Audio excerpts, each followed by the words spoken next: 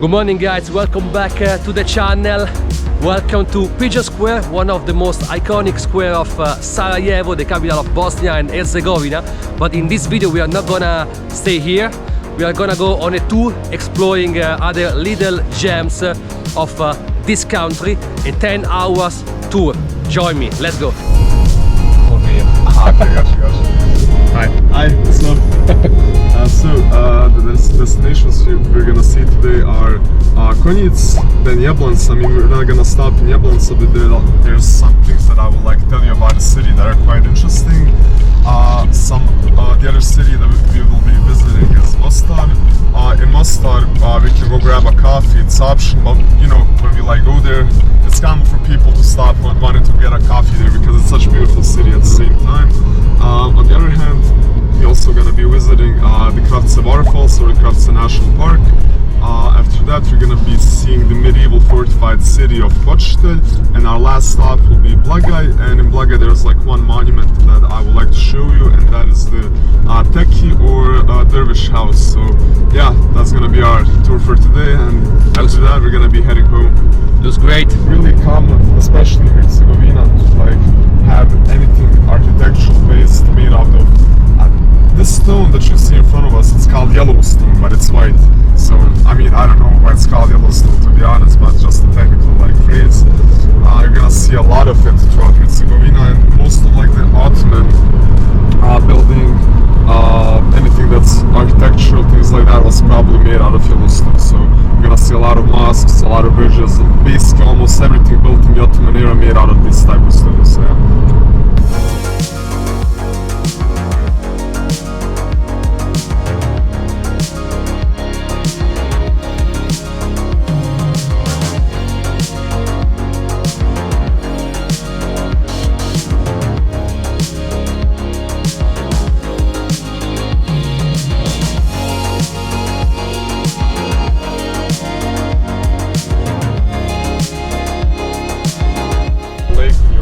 It's one of the biggest lakes in Bosnia, but here's the thing, a lot of people think it's a natural lake, but it's not. It's actually artificially made. It was made in 1953 under the rulers of Tito, and it was built because of a few reasons. So this entire region before the war was really popular, so to make it an even more touristic location, they decided to build a lake. So even today, a lot of people come here in the summer to swim. They rent out jet skis, they have barbecues on the beach side, so it gets really popular here in the summer.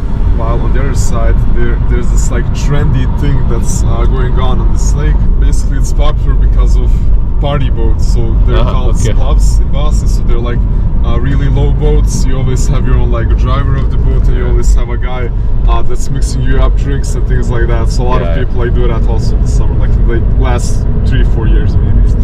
There are speculations by some researchers that during the Ice Age, 35,000 years ago, this entire area was flooded, and some researchers 10-15 years back, they actually found some fossils here, and some of the fossils are actually still preserved and in the National Museum of Bosnia and Herzegovina, which is located in Sarajevo. Bosnia and Herzegovina, due to climate changes, they have a lot of different landscapes, agricultural things going on for them. For example, Bosnia is the northern region of our country is mostly for things like apples, pears, plums, generally fruits and vegetables similar to that.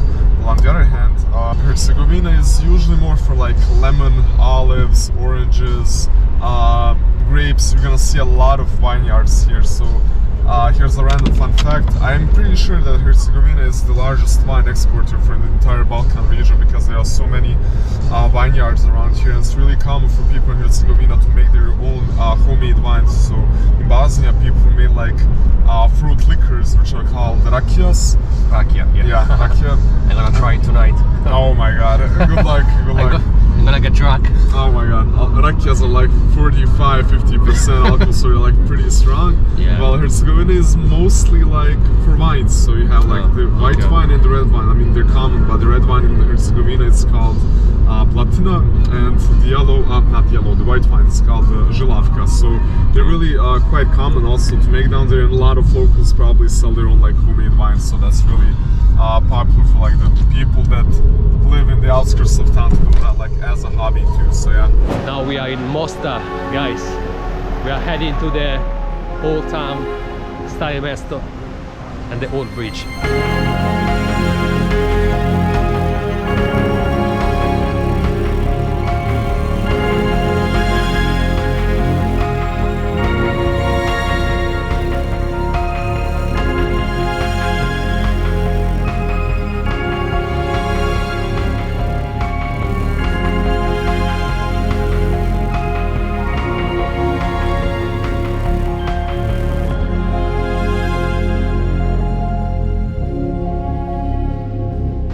Century by the Ottomans. So at first it was just the bridge, right? Then they slowly started to add these like fortifications around the wall just for protection purposes.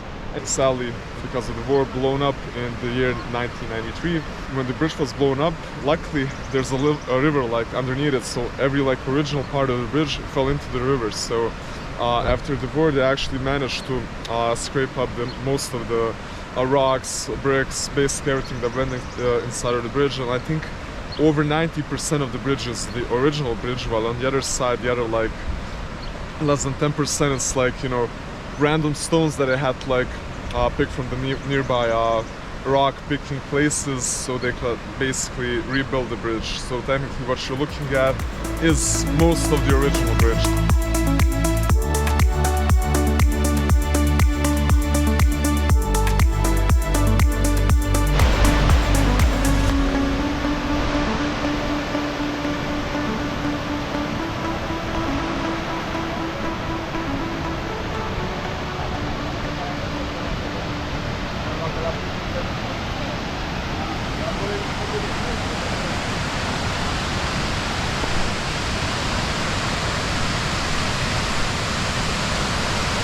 Guys, this place, it's simply wonderful.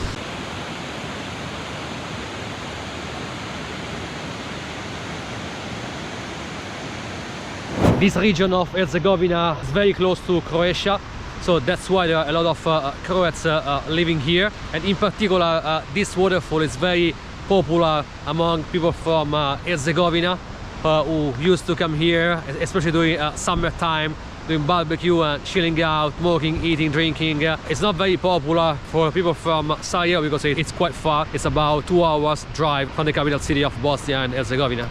This used to be the administrative center of this entire region. Like this entire region back, well, in the Bosnian kingdom was called Župa Dubrava County. So Župa Dubrava County is basically the entire like surrounding region. That makes sense. So even like when the Ottoman Empire tried to come through here, they actually struggled with this region quite a bit because nobody could attack them from any side.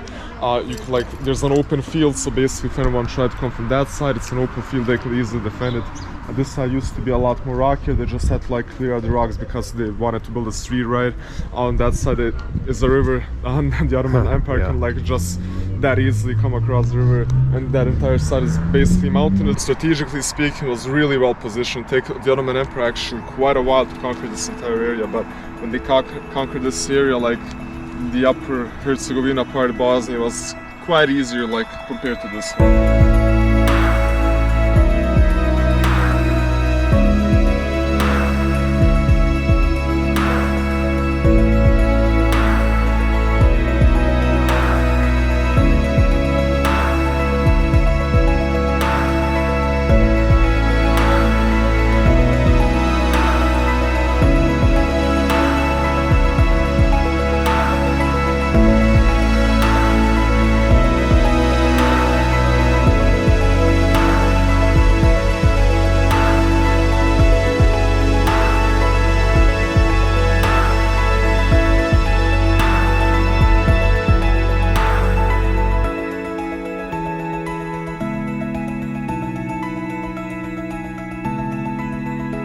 Guys, I'm back in Sarajevo, and it's raining so much.